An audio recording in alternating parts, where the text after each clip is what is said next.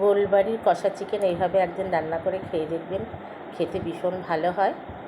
আমি চিকেনটা করার জন্য এখানে কিছুটা মশলা নিয়েছি, মৌরি, রাঁধুনি, শাহমরিচ, গোলমরিচ, কাবাব চিনি, লবঙ্গ আর দারচিনি, এলাচ আর কিছুটা রাঁধুনি নিয়ে আমি সব হালকা করে ভেজে নেব, আর দুটো শুকনো লঙ্কা।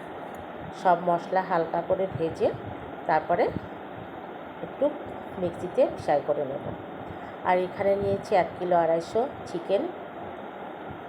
এই চিকেনে আমি 2 চামচ আদা রসুন বাটা আর একটু হলুদ গুঁড়ি আর একটু লঙ্কার গুঁড়ি দিয়ে মাংসটাকে মেখে আমি আধা ঘন্টা রেস্টে রেখে দেব। আধা ঘন্টা রেস্টে রেখে দিয়েছি। আর এখানে নিয়েছি পেঁয়াজ আমি 300 গ্রাম নিয়েছি, অর্ধেকটা আমি বেরেস্তা করে নেব আর অর্ধেকটা মাংসে দেব। পেঁয়াজ বেরেস্তাটা করা হয়ে গেছে। এইবারে এই তেলে দেব আমি পেঁয়াজ, বাকি অর্ধেকটা পেঁয়াজ দিয়ে দিলাম, দিয়ে পেঁয়াজটাকে ভালো করে ভেজে নেব।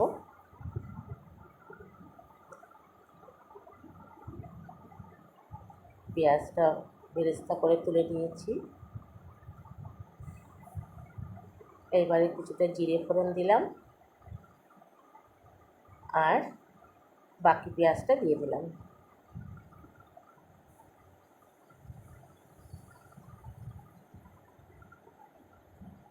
এইবারে মেখে রাখা চিকেনটা দিয়ে দিলাম, দিয়ে ঢেকে আমি অল্প আঁচে রান্না করব, আঁচটা কম করে দেব, দিয়ে কষে নেব। এবারে এর মধ্যে দিলাম আমি স্বাদ মতো লবণ আর কিছুটা আদা রসুন বাটা দিয়ে দিলাম আর লঙ্কা বাটা। লঙ্কাটা আপনারা যে যেরকম খাবেন সেই রকম দেবেন। কিছুটা লঙ্কা বাটা দিয়ে দিলাম, দিয়ে এবারে আমি ঢেকে রেখে কষতে থাকবো। মাংসে কোনো জল দেব না, এই জলে রান্না হবে। আমি এখানে একটুও জল ব্যবহার করছি না। মাংসটা দেখুন প্রায় কষা হয়ে এসছে, জল অনেকটা শুকিয়ে এসছে।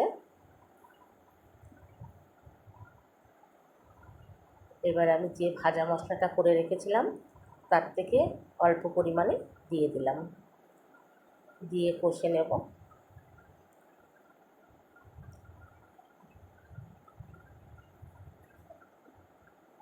এইবারে দিলাম বেরেস্তা করা পেঁয়াজটা